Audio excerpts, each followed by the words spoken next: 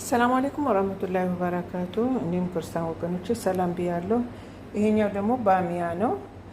ባሚያው እንሰራው ትንሽ ቱም አድርገን ጠበስ እናደርጋለን። ባሚያ ሙፈረዝ ነው ይሄ።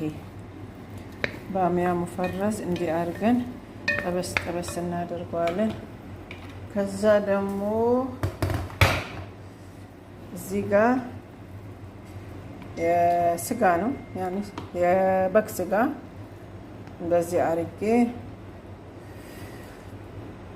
ቱም፣ ሄል፣ ቲማቲም፣ ሌሙና ሽፍ፣ ፍልፍል አስወጥ፣ ወረቀል ጋር የሾርባ ቅጠል አረግና በዚህ አይነቱ እቀቅለዋለሁ። ከዛ ስጋውን እያጣራሁኝ አወጣውና ካጣራሁኝ በኋላ መረቁን ወስጄ እዚህ ጨምራለሁ ማለት ነው። ከመረቁ እዚህ ጨምራለሁ።